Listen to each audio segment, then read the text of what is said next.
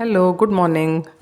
ತಾವು ಯಾವುದಾದ್ರೂ competitive exam ಸಲುವಾಗಿ ತಯಾರು ಮಾಡ್ತಾ ಇರ್ಬೋದು. ಅದು ಪ್ರೊಫೆಷ್ನಲ್ ಕೋರ್ಸಿಗೆ ಹೋಗೋಕ್ಕಾಗಲಿ ಅಥವಾ ಗೌರ್ಮೆಂಟ್ ಜಾಬ್ಸಿಗಾಗಲಿ ಆ ಥರದ ವಿಚಾರಗಳನ್ನು ತಾವು ಮಾಡ್ತಾ ಇರ್ಬೋದು. ಸೊ ತಮಗಾಗಿ ಏನು ಮೆಸೇಜ್ ಬರ್ತಾ ಇದೆ ಅಂಥೇಳಿ ನೋಡೋಣ. This is 10 of wands.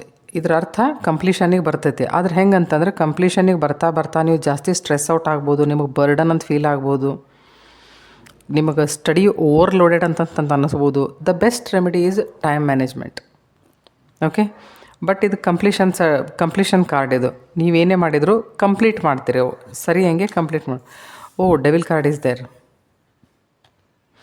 ನೀವು ಅಂದ್ಕೊಳಕತ್ತಿರ್ಬೇಕು, ನಾ ಸಾಕಾಗುವಷ್ಟು ಇದಕ್ಕೆ ಪ್ರಯತ್ನ ಮಾಡಾಕತ್ತೀನಿ ಅಂತ ನಿಮಗೆ ಅನ್ನಿಸ್ತಾ ಇರ್ಬೋದು. ಬಟ್ ನೀವು ಸಾಕಾಗುವಷ್ಟು ಪ್ರಯತ್ನ ಇದಕ್ಕೆ ಮಾಡ್ತಾ ಇಲ್ಲ. ಎಷ್ಟಾಕತಿ ಅಷ್ಟು ಫ್ರೆಂಡ್ಸ್ ಗ್ರೂಪ್ದಿಂದ ಹೊರಗಿರ್ರಿ. ನಿಮ್ಮ ಗರ್ಲ್ ಫ್ರೆಂಡ್ಸ್ ಇರಲಿ, ಬಾಯ್ ಫ್ರೆಂಡ್ಸ್ ಇರಲಿ, ಅವ್ರ ಜೊತೆ ಬೆಟ್ಟಾಗಕ್ಕೆ ಹೋಗ್ಬೇಡ್ರಿ. ಟೈಮ್ ಮ್ಯಾನೇಜ್ಮೆಂಟ್ ಮಾಡಿರಿ. ಒಬ್ಬರೇ ಇರಾಕೆ ನೋಡಿರಿ. ಎಷ್ಟಾಕತಿ ಅಷ್ಟು ಸ್ಟಡಿ ಮೇಲೆ ಕಾನ್ಸಂಟ್ರೇಟ್ ಮಾಡಕ್ಕೆ ನೋಡಿರಿ. ಯಾವ ವಿಷಯಗಳ ನಿಮ್ಮನ್ನು ಡಿಸ್ಟ್ರ್ಯಾಕ್ಟ್ ಮಾಡ್ತಾವ ಆ ವಿಷಯಗಳ ಕಡೆಯಿಂದ ಸ್ವಲ್ಪ ದೂರ ಇರ್ರಿ.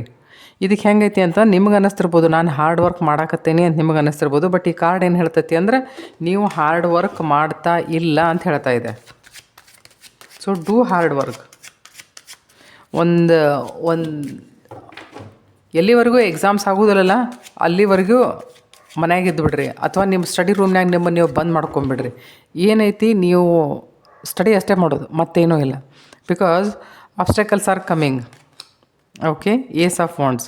C, divine energy is going to help in this. ಆದರೆ ಹೆಂಗೈತಿ ಅಂತಂದ್ರೆ ನೀವು ಒಂದು ಸ್ಟ್ರಾಂಗ್ ಸ್ಟೆಪ್ ತೊಗೋಬೇಕು. ಇದ್ರೊಳಗೆ ನಿಮ್ಮ ಮನಸ್ಸಿನ ಮೇಲೆ ಕಂಟ್ರೋಲ್ ಇರಬೇಕು. ಒಂದು ಟೈಮ್ ಮ್ಯಾನೇಜ್ಮೆಂಟ್ ಮಾಡಬೇಕು. ನಿಮ್ಮ ಮನಸ್ಸು ಕಂಟ್ರೋಲ್ದಾಗಿರಬೇಕು, ನಿಮ್ಮ ಸೆನ್ಸಸ್ ಕಂಟ್ರೋಲ್ದಾಗಿರಬೇಕು.